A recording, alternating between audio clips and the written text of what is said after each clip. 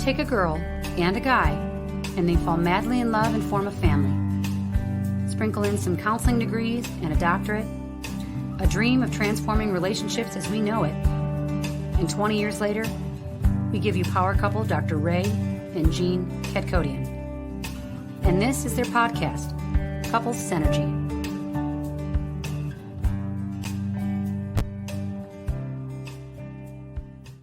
Hello, and welcome back to another episode of Couple Synergy with Dr. Ray and Jean. Hi, I'm Dr. Ray. And I'm Jean, and this is our podcast about love, marriage, and relationships. Please check us out online at couplesynergy.com or on Facebook, Instagram, YouTube, Twitter, and LinkedIn at Couple Synergy. And please subscribe to our podcast, leave us a review, or send us any suggestions on topics you'd like to hear more about. And now on to Couple Synergy, an in-depth look at love, marriage, and relationships, where we bring you our experience helping thousands of couples transform their relationships for over 25 years. You know, everyone says you should work on your relationship, but nobody teaches us how. So we've created this podcast to teach people what they can do to create the relationship they've always dreamed of with the partner they fell in love with.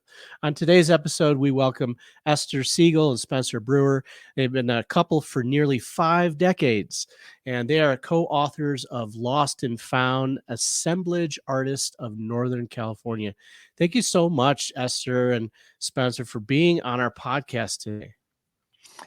We're looking forward to it. Thanks for having us. We've enjoyed watching your previous ones. Great. Thanks. That's awesome to hear.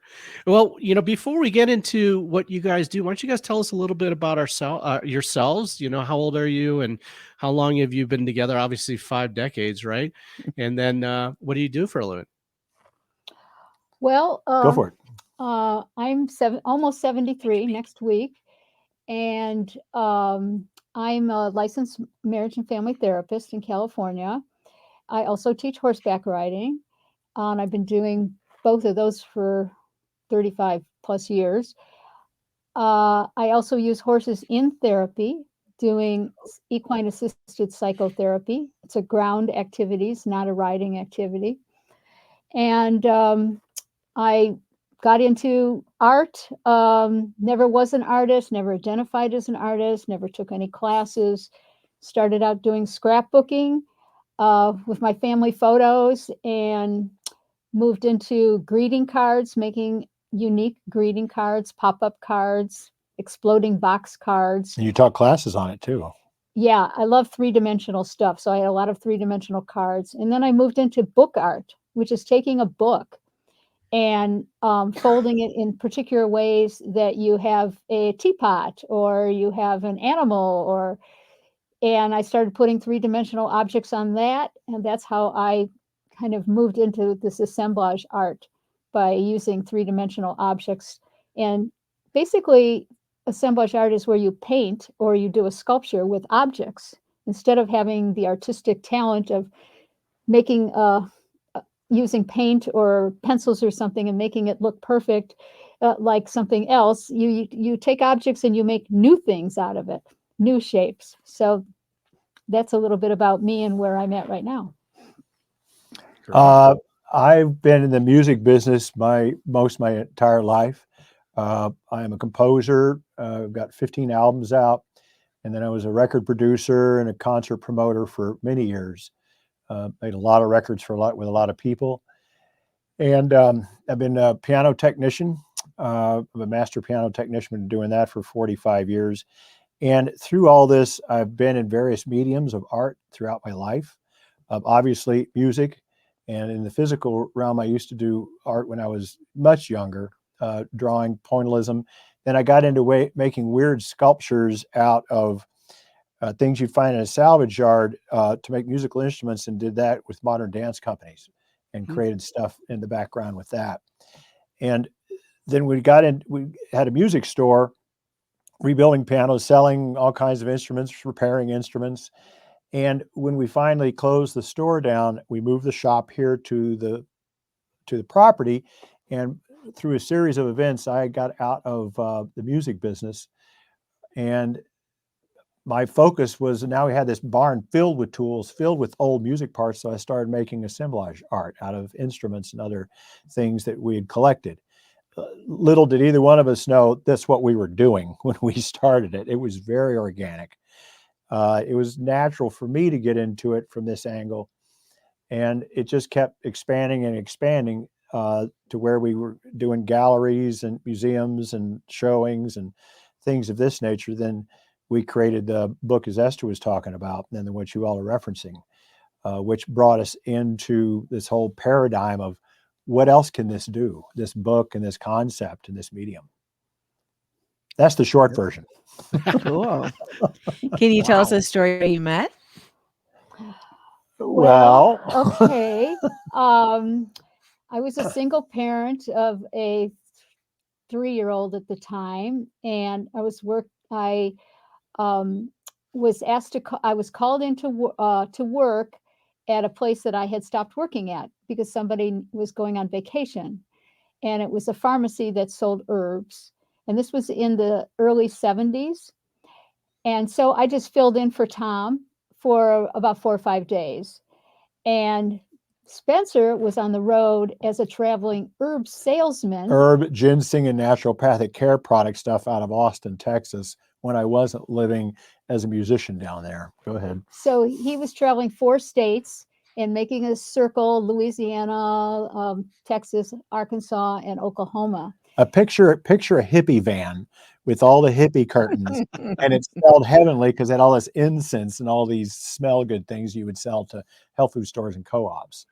So he was en route, but he wasn't supposed to stop at our store because we were just too little, this tiny little town in Arkansas called Eureka Springs. So I walk in. I wasn't supposed to be there. She said, I stayed at a friend's house. She said, oh, you got to go see this little apothecary shop in Eureka Springs, Arkansas. It wasn't on my list. And it was in the beautiful Ozarks, driving from Tulsa into the Ozarks. And so I said, I'm not going there. He said, you really got to go. There's an herb lady. She does herb walks. I mean, it's just a great little store. So I walk into this store, and she's standing behind the counter with her mountain dress and hippie boots on. And she gives me this huge grin. And I tell him the name of the company was Sweetheart Herbs.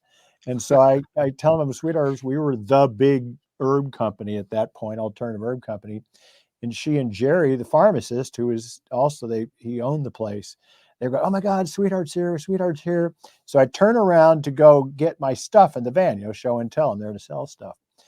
And I turn around at the door and look at her, and she's standing behind the counter with that grin. And I said to her 5 minutes later, I could easily fall in love with you. And she looks at me and goes, I was thinking just the same thing. And so I walk out. She turns to Jerry and says, Jerry, haven't we met this guy before? He's so familiar. I mean, I said, Jerry, come on. I know we've met this guy. There's just something about him that's so familiar. And he goes, no, I don't think so. But if you don't take him home tonight, I will. Because Jerry was gay. And so that was going to work with him. That's how we met. So he was there for about a couple hours, giving us free samples and taking a big herb order for our little store. And he asked me to leave with him right from the work and go to New Orleans because he was on his way to New Orleans. Why not? And I said, I can't, I'm working. And he, I guess he called the pharmacist because he ended up sending me roses that next day. And no one had ever sent me roses, and called me, and we started talking, and he sent me a bus ticket to go to Texas where he lived with my son. And it was an up and down ride the last 48 years. Yeah. Something like that. 49 years this year. And a lot of therapy. And he ended up adopting my son, and who's now 51, hard to believe. So that's the very beginning story. Yeah. That's the Cliff Notes version. And what was it about each other that you fell in love with? Well, I love her smile. I mean, I just can't get over her smile, and I thought she was cute, and she hates that word. She hates being cute. So I was very attracted to her, and we both kind of recognized each other the minute we saw each other. I mean, almost instantly. I'd never had that feeling before. Yeah. And I had been picking relationships and men that really didn't have much of a life, and I kind of provided a lot of energy to the relationship and introduced them to stuff. And here's this guy that walks in the store and he's totally into what I'm into, which is herbs. And he's got tons of energy and he's managing his life in a cool way. He's traveling, living in a van, and he just seemed very different than anybody I had met. And so, you know, Musician too. That throw that in there. the eyes, definitely the eyes, I got hooked, and the smile. And, you know, there's a lot of visual things that happen um, that when you first meet somebody or what attracts you. And, you know, usually you don't talk about that all that much, but there were definitely some visuals for both of us that Mhm. clicked. And we initially traveled together, and we found that we didn't actually really know each other. So we kind of took a little break, and then we missed each other. And that was the kind of, and we never separated since. But at the very beginning, it wasn't, you know, there's a lot more to a person than just their looks and their energy. Like, what are their values, and how do they interact with others in the world? And we both had a little conflict and had to learn how to accept each other. There's no power struggle with us. We're both firstborns. No power struggle there whatsoever. Yeah, so we had some of that too. So is that the up and down ride that Yes. you were referring to? Well, there's many aspects to Yes. that up and down ride, not just power struggles that way. Yeah, there was some, you know, There was some infidelity along the way on my part. There was, you know, I'm an extrovert, front of house. She's an introvert, and you know, there was not much humor and joking in her house. Our house is all about the level of sarcasm shows the level of love you have. She couldn't even spell the word.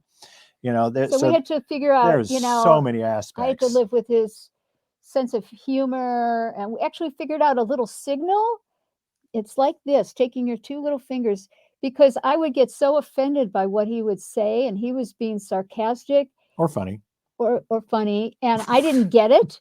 And so when we figured this out, when he gave me this little signal, I just relaxed. Oh, it's He just gave a her the joke. cue. I'm joking. I didn't have to get all Oh. ramped up about, like, that's not nice. Now, it doesn't mean I remember it often, but that does help when I do remember. Yeah.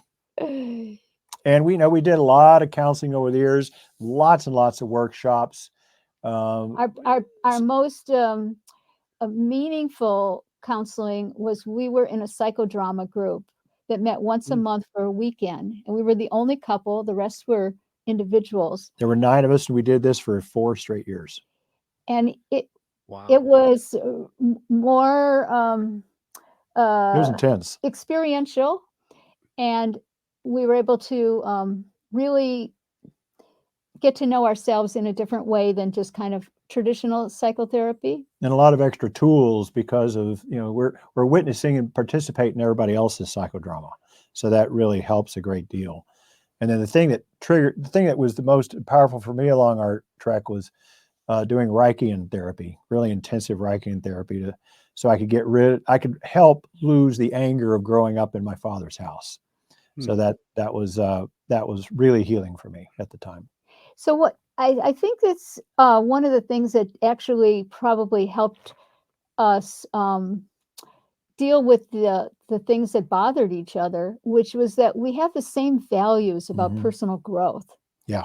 And it kind of superseded some of the other problems that you have when you live with someone, you're married with them, that there was always this willingness to address the issues in whatever way we could. It kind of held you guys together. It helped together. And I also, in listening to your first podcast where you're talking about, we argue and it's really good, and part of the thing of what you do after you argue, the thing that we, as much as we wanted to just sometimes get really angry with each other, we never hit below the belt, not once. We did not call names once. It didn't mean that we didn't think it, we didn't want to, but it was like an unwritten rule for us that we're just not going to go there. And I really think that helps not chip away at the core of why you're together and what you're meant to each other. I remember early on in the relationship, he told me, I never want to be slapped in my face. And I never even thought that I'd ever slap anybody anyway. And so I said, okay, I don't want you to call me the B word. I never want to hear that. And, we've stuck to that. But it was interesting. I don't know if couples do that very often. It's like, what's their bottom line, And stick to it. and stick to it. In the heat of the moment, which we all know that they can come up. Right. Mhm. Well, a lot of couples don't know what their bottom line is. It's true. Yeah. That's Yeah. true. I mean, I hadn't thought of it until he actually told me his. Hmm. And How did you guys recover from the period of infidelity? Long and arduous. so there a couple things that we did specifically is that we got the book or the audio tape. It's called After the Affair, and there's one for the betrayer and the one for the betrayed, and we both listened to each our own, but also the other. Spencer he recognized that he might have like a love addiction, and he got involved. This was a big turning point for me. He got involved with the 12-step program for a while. Okay. I never know there's a Romantics Anonymous. That was a new one for me. And so that was, to me, it was like, okay, there's going below the surface of just apologizing and saying, I'm not going to do it again. And then we needed to find, since she's a therapist around here, we couldn't use anybody locally. So we tried to find somebody out of the area, and we found this guy that other therapists, friends of ours, said, all right, he's the therapist. And so we went and saw him for years. We'd show up sometimes and we're in a great mood, but we just still were committed to going. And as much as there's always perceived when there is infidelity, there's the perception of there's a perpetrator and the one who got betrayed. Mm-hmm. Well, there's also a combination of what set this up? How did this get here? Where was the disconnect? And it came through, we had to go through a lot of digging to where I was not the bad guy all the time, to where finally he says, oh, well, the paradigm was here for this to happen because this need wasn't being met. This was not being addressed. There was very little affection coming from her at the time. And I just needed to seek it out somewhere else. And there's a bunch of other reasons on top of that. But it, over time, she said at one time, I'll never be able to trust you 100% again. And I took that to heart. I took it to heart. And it's true. In saying that, when she feels insecure about something, or who's that on the phone, or where you going tonight, or a bunch of different things, I realize she's coming from a place of she really just needs to feel safe and know. And so I really don't get upset. I said, well, I'm going to go do this and here, check this out. And I'm very open with that. Yeah, that was really helpful that he would share if he, if he was like attracted to someone. I had a writing instructor that came out and gave me a lesson. And after he left, he said, she's pretty attractive. I said, really? I mean, you were thinking that about her? I mean, so I have learned a little bit more about the male mind. Then at this time, I was helping with a stage production. We were calling it the Monologues, because the female monologues are going around the country. Vagina monologues. Vagina monologues. So we did this whole workshop, the Monologues Men's Cocktails. And what ended up occurring out of this thing was that I did this whole psychodrama with all these different people on stage about what men think. And we can't control it. We control it, but we can't stop the thoughts. And I put it out to the community for multiple performances. And I had all these men and women coming up to me afterwards, especially men. How dare you say that? I didn't want anybody to know that's what I think. How could you do this? And the women were coming up and says, is that what all men really think? Is that what what's going through their heads about other women? Mm-hmm. They may never say it or act on it, but is that really always going on back there? And with that, Esther, at the stalls one day, she goes, okay, I really want to know, what is it that's going through your head right now? Because I think that writing instructor was here that day. And I said, now you really want to know exactly what I just thought? She goes, yeah, no, you're not going to be upset because I can't control it. It's just going through. Yeah. So I told her, and she goes, thank you very much. I'm shocked. And you can't stop that? I said, I can't stop it. I can control it, but I can't stop it. And that was also a turning point. Yeah, there's something about, I mean, I think we took it to another level that most people never would, which is putting it out publicly. And there were other men in that performance that put out other secrets that they had and other issues they had. So it was a multi-dimensional Yeah. show. But there was something about his willingness to just go 100 all the way that helped me feel, the strength of our commitment in the relationship and his commitment to his own personal growth. Right. Mhm. Well, I mean, it sounds like by you telling her what you're thinking, it provides more certainty for you, right? Yes. Now you don't have to wonder, Right. right, that he's going to let you know. Yeah. Right. It probably also diffuses whatever you're feeling. Yeah. Well, in terms of, are you talking to me? Spencer. Oh, Spencer. Oh, it diffuses what I'm Oh. feeling. Yeah. I would think so. It does for me to say it when Out loud. I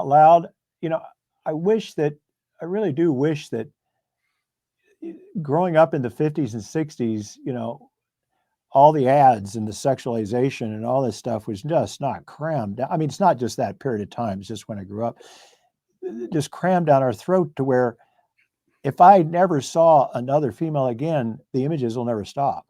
The desires will never stop. The running yammies are never going to quit. It's 10 times worse today.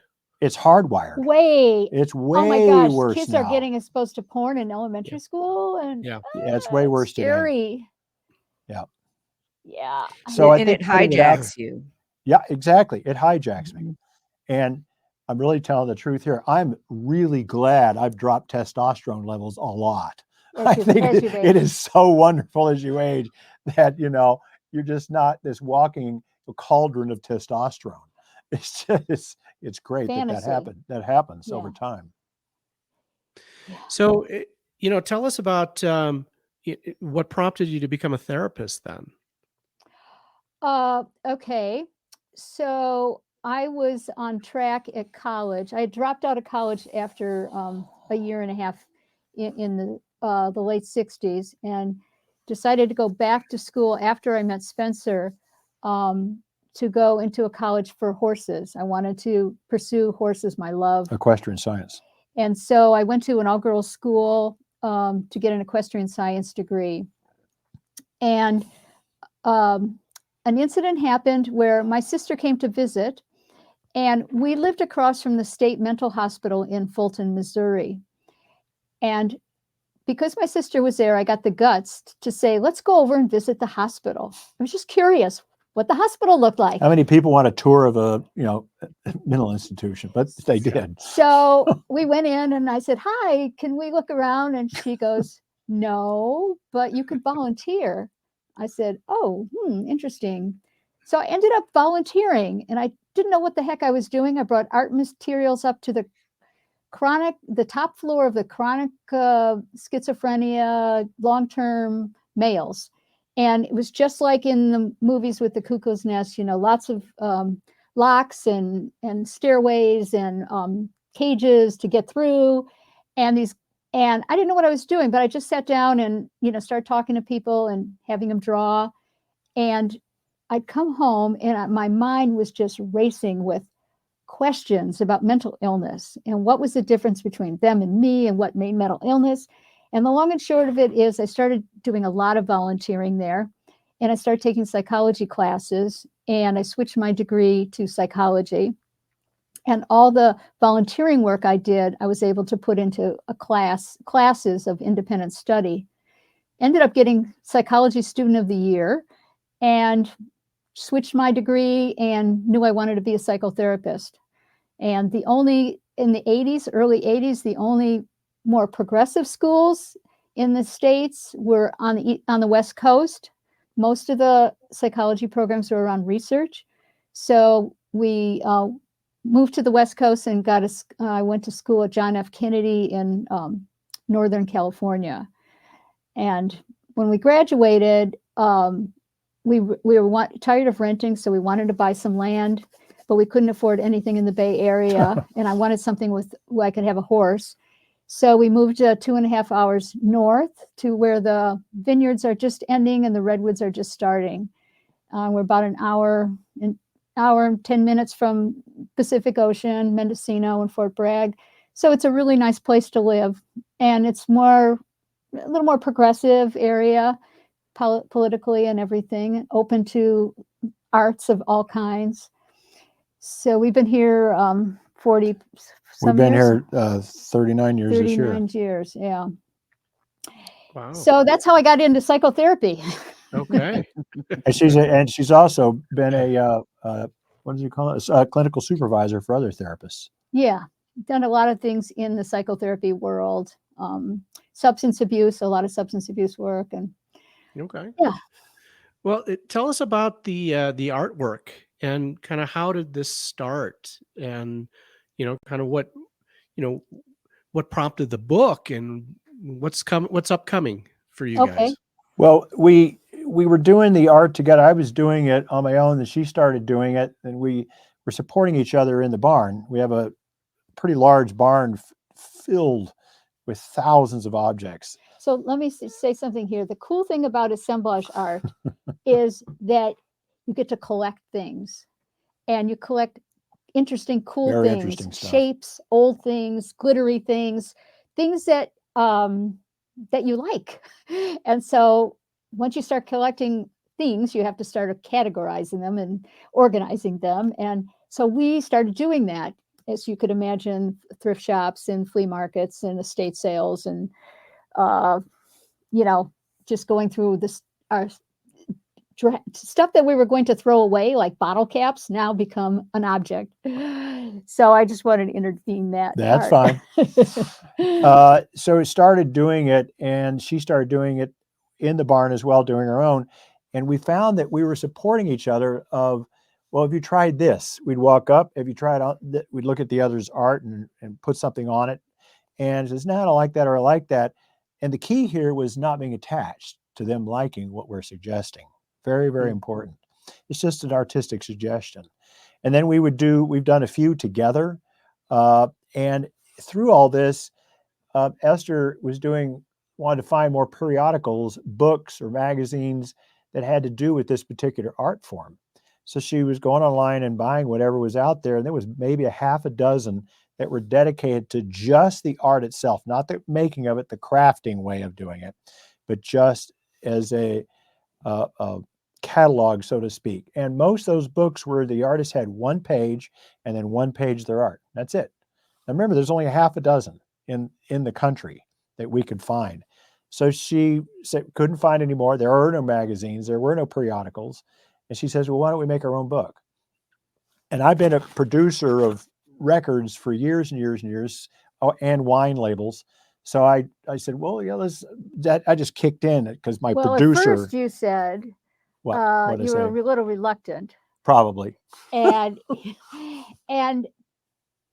he was a little reluctant because I think he was a little overwhelmed with the idea of making a book. Because I know what it means to make something, and that we've never been in the publishing world. And you're still producing something. There's still the ways to do it. It's a new language. It's just a whole new paradigm. So this book is the first time we've actually done a project together. Spencer has done lots of concerts, and we'll show this. Oh, here's the book. Okay. Yeah. Good. There we go. So this is the first time we've done a project together where I'm not in the backyard, the background, and he's the front man, and everybody's talking about how wonderful he is. So this was a whole new gig for us, and it's really taken our relationship to another level. So the thing that we've really gotten close about is this book, making the book together and then going through the process has brought our relationship from a me to a we. And it's really simple when we say it that way, is that I would come up with projects or productions or things of this nature, financial, whatever it is around the property. And, I would charge forward. Here we go. I'm going to go do this. And she would support me. She's going to want horses or do something with out here. I would support her in that. But it was her doing her thing and me doing my thing. That's a me thing. We didn't sign our emails. We didn't do any of this. And all of a sudden, this book took on a we scenario to where there's thousands and thousands of decisions. I mean, there's 330 photographs alone. And so with that, the paradigm, and we battled over this one sometimes just because she said, why wasn't I on that email or that decision? Or why didn't you include me in this? And she was right. She was totally right. I'm just used to, I know what it needs to get done. Let's just go do it and move on to the next thing because there's a long pile behind that. So it shifted our relationship from a me to a we, and now it's gone deeper, way outside the book and the art form, to where I am literally signing my emails, Spencer and Esther, our correspondence that way, coming to her with decisions I would normally never include her in just because I didn't think it mattered. What else could you say about that? What did I miss? God, I had something to say. I forgot. I was going to say, do you know what we call that? What's What? that? We call it synergy. I was just thinking there you as go. said that. Of course, there And you I go. was thinking of that, right. I know what I was going to say. I know that we could not have done this earlier in our relationship. No, this would have never happened. His ego was way much bigger and he needed the accolades all often, but the personal work and the, like the infidelity, all that stuff kind of changes a person. And he was open to me being that really equal partner. I still have to struggle in this because I come from a marketing background. I come from a production background. So she's very willing to go along and she wants to learn. And I've tried a lot of times it's patience going, cause I'm computer savvy and she's not as much. So it's me practicing. She's a great teacher for me to practice patience. And that's what I don't think that union is really possible until you have a lot of years under your belt as a couple, right? We talk about it being there's a forging stage. Oh, there you go. And I think also post-menopause and menopause, because your brain shifts. Yeah. In puberty, the female brain rewires to be pleasing to others. Mm. And it reverses to be more pleasing to yourself during menopause. And then you stop making all those allowances for people who are treating you in a way that you really don't like. And then I think that expectation on the female end also shows up in the relationship where it's like, this is going to shift or this isn't going to happen. Yeah. Carl Jung talks Right. about the shift from morning of life to the afternoon of life. Mm-hmm. And, for men, it's the same thing where in the morning of life, there's this focus of success and, the accolades and climbing the ladder and that sort of thing. But then the shift into the afternoon of life where now it's like, what's truly important, right? Is the relationships that we have with people and our connection to spirituality and something greater than ourselves. And so, that's kind of what I'm hearing. And we go through that. We still go through that. I mean, we've been together now we're going to be together 27 years, celebrate 26 years. But we've had to kind of go through that push pull, tug of war kind of thing to find that unity, right? That synergy of creating something that is greater than the sum of the parts. Yeah. And, one of the things that has been become obvious to me is that I have good ideas, that I do, Spencer, says, he'll turn to me and say, that's a great idea. I mean, and, it's kind of continuing to build my self-esteem, and that, I have worth and it's very affirming. The art you've been producing is also a manifestation of that. Because in the very beginning, you were super insecure with it, and you've been getting a lot of accolades for the stuff you're making. Yeah, calling yourself an artist is it's still hard for her. It's not easy. It's not hard. People do call me an artist, and we just for the first time were asked to be jurors for an art show together, and wow, that's like another level that I never thought I'd ever be at. And so it's cool. It's like And right now it's there's some book fairs that are coming up, and our agent is putting us up to possibly be a a panelist. panelist or a keynote speaker Well, about some not of a this. keynote, Well, but a I hope panelist. not. A panelist, that'd be better. And and so we're kind of in, you know, the later part of our life. You know, we have friends who are losing their partners. their partners, or they're having illness, and A lot of illness. people are talking about dying more and this and that, and we're on this whole upswing of creativity and a project together for the first time. It's So really our cool. agent tells us this morning, we just got an order from India for a whole bunch of books. And so they just came back, the marketing team, and they're ecstatic for us to go do a book tour in India. And we're And looking signing, we're forward going, to yes, it. yes, we'll go do that. Yeah, please. When? What date? So who knows for this thing? It led us to you guys. Here we are. And that's awesome. It's It's opening a lot of it's opening doors but we didn't know were in here. terms of people our age, it's not we don't have a lot of peers that are embarking on new adventures. So that'd be it's so. in some ways it's maybe slightly a little lonely. You know, but it is what it is. We're excited about it, and it is bringing us closer together, and we enjoy each other's art, and we find objects for each other. And Spencer loves taking things apart, so he'll buy it. He'll find some old electronics, and I'm looking at this box. It's like nothing. It's like, what are you going to do with that? And he goes, it's the insides. I want the insides. And he'll spend hours taking it apart. And like a and we little have some kid. cool parts there. He's like a little And you kid. know what? I pull this part out, she walks back, oh, that's mine. And she takes it and walks away with it. So, you know, don't get on my case about what I'm bringing in. I know. She loves that. So what we've taken now is that it's a new level with this is now we're doing assemblage camps.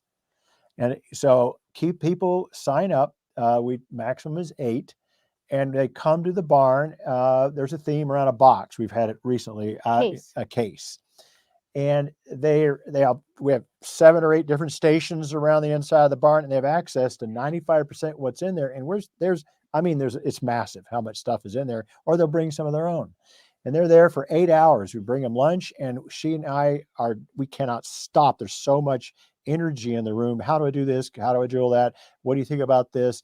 And so at the end of the day, even though we're exhausted, we look at each other across the room doing this and grin at each other. Can you believe what we're doing? We're in a room of people that have never held a screwdriver or walked in here that I have no skill, no creativity, and they're in bliss. They're bringing home something they made with their own hands today. That's pretty special. That's pretty magical for us. That is. And now you guys put this whole thing together, coming together, and this project is something that couples can do together as well, right? Yeah. In fact, we've come up with these small little boxes. They're these wooden cigar boxes called Out of the Box. And we have the starter kit, out of the box starter kits. And it's not like we're selling these things. We've been sending them to various people that our agent and our PR people want us to send to. But anybody can do this. You go around your house. We have a video on our website that's all about doing this. It shows us opening a box and then doing it together. It's all in fast motion. But let's say you're taking the stuff out of grandma's drawer, the appliance that's broken, the junk in the back in the garage you don't know what to do with. And I call it window shoppings. So you both go window shopping around your house. Around your house. Just whatever appeals to you, whatever you like. Photos, broken jewelry, whatever it is. An odd spoon that you're keeping around because it's got a cool design on it. And I can't let go of that. That was my great grandmother's, And so you bring this and you pile it all on the table in front of you, and you decide together, is it going to be in a frame, or is it going to be on the wall? Is it going to be freestanding? You got to start somewhere. So you set that down, and let's say neither one of you know anything. You don't have to say anything, and you just start placing it in. It's like sand tray, except it's going to be permanent eventually. So you start placing stuff, and well, she may not like it. She moves this and I add this. And after an hour or two, we got a beautiful piece sitting in front of us. It's like a jigsaw puzzle, but you don't know what the picture is. And each of the shape of the puzzle, each puzzle piece is a unique shape. And Yep. so you're putting together a new design. Together. And it's a mindless activity in that you're not thinking about other things. You're very present. And it really inspires creativity and spontaneity and not being attached to what she's moving that I just put there. That's just equally as important. And how you communicate. Exactly. I mean, sometimes people don't say a word, and they have this whole idea, this whole story of what they're doing with their objects, and they don't share it with the other person until the other person asks, and then the other person can be joined in on the story or change it up a bit. However you communicate, normally it will show up in the way you do art. So eventually when you're both done, you'll know it. You look back and you're looking at this thing, it's magical. You take a picture of it. Very important. And then you take everything off and start gluing or screwing down what it is. Don't worry about attachment while in the creative process. Just don't even think about it. Because now you're going to start placing whatever's on the bottom. You start there first, and eventually the whole thing comes back and you're looking at the photo, until finally you're done with it. Yeah, but the photo, also changes too. You Bingo. don't have to do it the way the photo is. I was going to say, you could probably change your mind. And we do. We have. The last Yeah. one we did, we changed it several more times. And actually, he likes to do the photo, but most of the time I actually just take everything off and start gluing on the bottom. And I don't actually take a photo, and it always changes. Some of my pieces are really intricate. And he has very complicated, complex pieces, so he does that. But yeah. That's really fascinating. I think that's a really awesome activity for couples to do. I mean, we have a couple of activities that we have couples do together to try to create together, but nothing to that extent that you guys do. And I think I could see how, when you create together and you don't place attachment, that's it, on what you're doing, it really strengthens that bond, between the couple as they're creating together, right? Because now you don't have judgment about what your partner is doing. You're actually connecting and adding to it. Right. And you can have a conversation. We really support this. We thought about it. Is you talk up front, if you do have an attachment to that piece being there, what is your little phrase you're going to say? Well, I really like that there, instead of, so it doesn't become an angst issue. Yeah. You have to figure that out. Yeah. Have a little conversation up front of how am I going to feel heard? And this is okay for me to be here, and you not feeling threatened that it's not going to be that way. So that level of depth and conversation can come up as well. And it's very enlightening to see what happens when couples want to create together. I was looking for research on this kind of doing this kind of activity together, and there's very, very little research on it. That love hormone oxytocin. Yep. They have done a little bit of research on couples. They had two sets of couples. One was playing a game together, and the other was going to an art class together. And they tested the oxytocin levels before and after. Male and female. Yeah. And they found that it increased more with the art activity. And they also found, surprisingly, that the male level of that hormone doubled, that they didn't expect that. And there really needs to be more research on this because, I know that you've said in your podcast, it's like, getting married is easy. That's the easy part. It's like, making a baby, but it's the years and years of work of maintaining a good marriage or being a good, appropriate parent. That is the work that nobody tells you about. And so this is one of the ways you can keep your marriage exciting. And it's like a date, it's like going on a date, and so many couples don't even go on dates, but you could do this in your home and have a unique experience together that you don't have to go anywhere else and do. And what it also does is supports the whole notion of recycling. Instead of throwing away some of the stuff that you don't want anymore, put it off in a box going, hey, well, we could do something with that art sometime. It's amazing what you would find once you dive into this thing, eventually your bar really, really lowers about what you're willing to keep. It's not about hoarding. It's about seeing it from the artistic design point of where it was originally made, and then thinking, wow, I could then do that with this. Yeah, I mean, it goes along with Are we on a roll? Decluttering. And as he said, you could actually put that stuff in a box and then decide, another time that we're going to pull that box out and make an art piece out of it. Wow. And so that those objects never look the same again. Yeah. Well, it definitely brings meaning, to not only the objects you're putting together, but then also you're working together as partners. Yes. And that is, that's the most rewarding or wonderful thing about the art piece. Other people may not even like it, or they might, it doesn't matter. Doesn't but matter. If the couple did it together, it represents joy. And you said something earlier about how do you know when you're an artist? And it's like when you become a therapist, you go to school and someone tells you you're one, Right. even though the first time you sit across from someone, you don't know what you're doing, but you got this title that you kind of grow into. Yeah. As opposed to an artist, you have this calling that you become that thing. And I think in our world, we don't do so much of that. We do more of someone tell me what I am. Yeah. And I'm going to get trained in that. And that's instead of it being that inspirational kind of thing. And, you just think about the way human beings have lived historically without all of our modern, technology.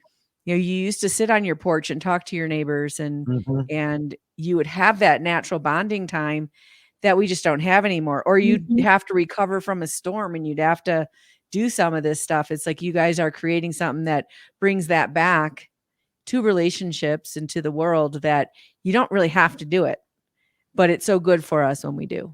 Yeah. Yeah. That's a good way of saying it. Yeah.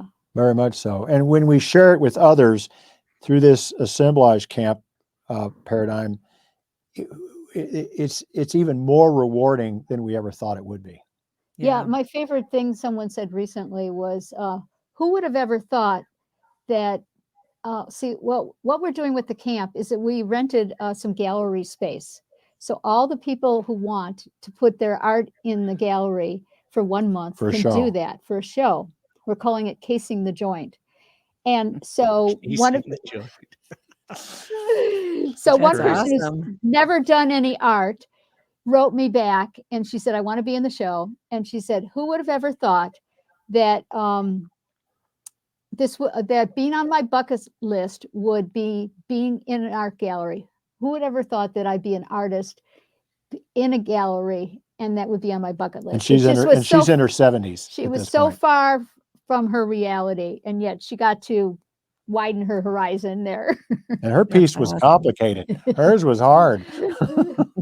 Yeah. Wait, which, by the way, Jean is an artist. She did this stained glass. I've been looking at that and thinking, wow, that's some pretty cool art back there. Nice. Oh my gosh. Yeah. There's some detail going on there.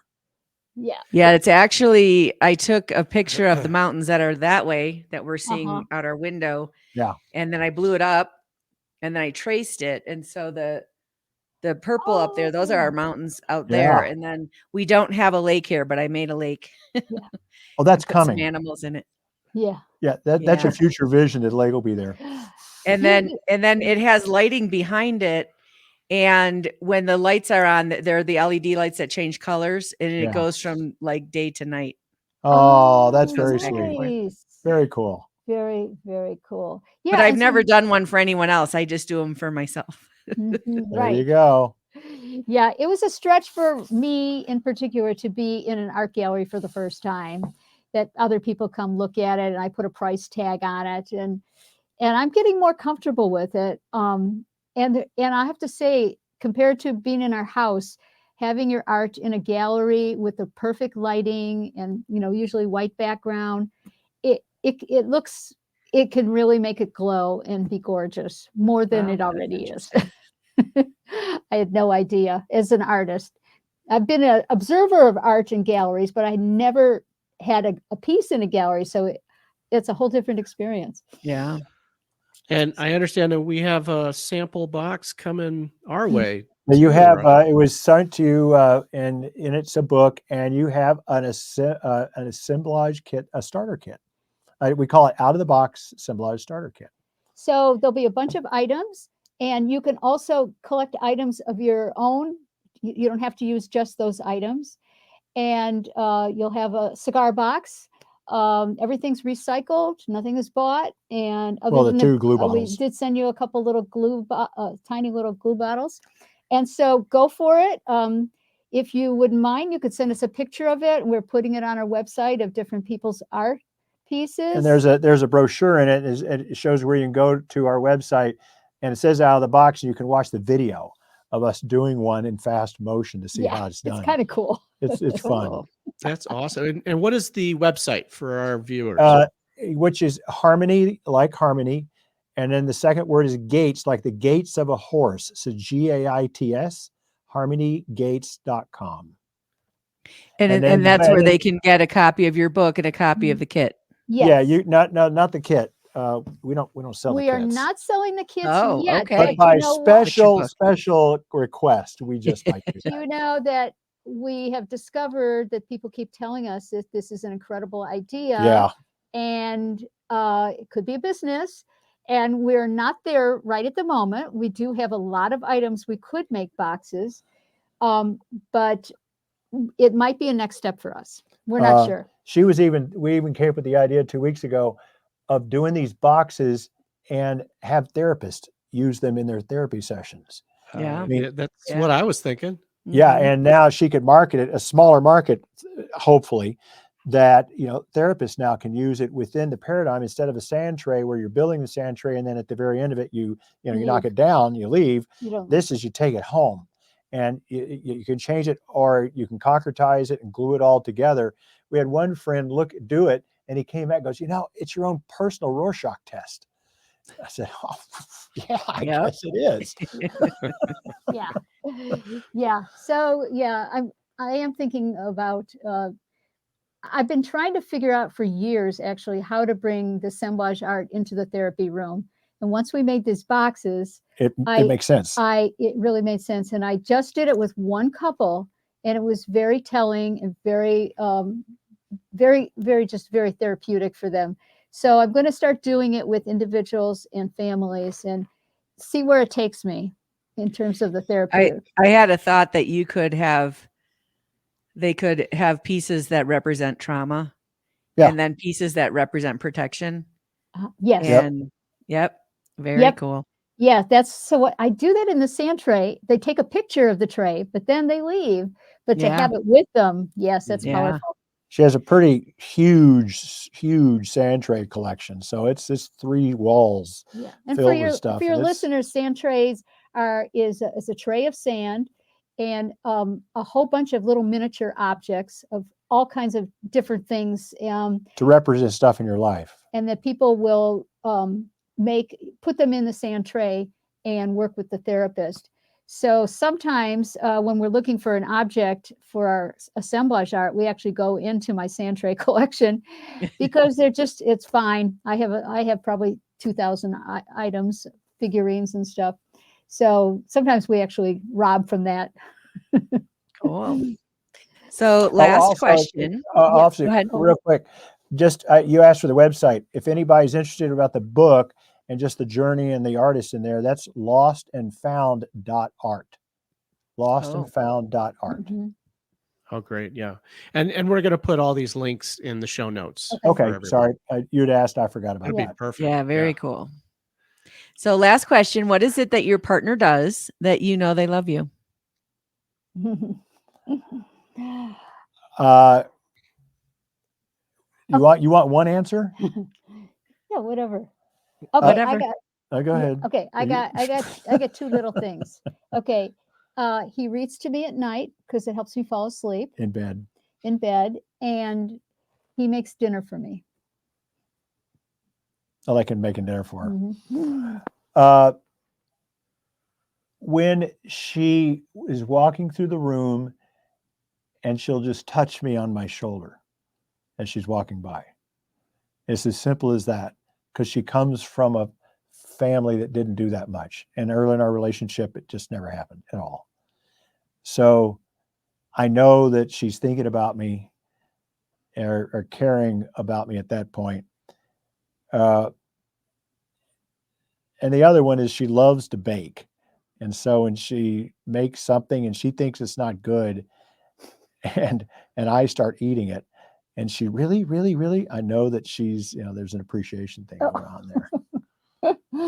I try to make the things you like. I know, but you're making for yourself too. Yeah. We like to cook for each other. In fact, she told me with the first 6 months together, I asked her, how do you know that I love you or care for you? She goes, you make food for me, and I got it. That's it. So I do. That's awesome. Well, people have been sharing stories since the beginning of time to bond and heal and grow. And we hope that by you guys sharing your story, it's enriched your lives and the lives of our listeners. Yep. You guys are very pleasant couple, do what you do. And it's just wonderful that you're putting all this on the line and sharing it with folks. Yeah. Thank you. Thank you so much, Esther and Spencer. Okay. And hang out for a second here. Yeah. Once we end recording, we want to thank all of you for joining us on Couple Synergy today. Our passion is in helping couples and people have happy and healthy relationships. And this podcast gives us a fun way of bringing our knowledge and expertise to you, our listeners. For all of you listening, please let us know how you enjoyed the show. If you have any questions, comments, or topic suggestions, please email us at contact@couplesynergy.com. For more information about Couple Synergy and our programs such as Relationship 101, the home study course, the next Couples Relationship Enhancement Weekend, and our premier couples coaching program called Couple to Couple, look us up online at couplesynergy.com. And if you know someone who could benefit from this episode, please download it and share it. And thank you for listening. Until next time, synergize your life and synergize your love.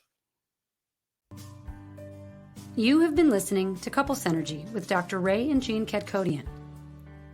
Couple Synergy was recorded, edited, and produced by Dr. Ray and Jean Ketkodian. Voiceover and music entitled Breathe and Let Go was recorded and composed by Gina Gonzalez.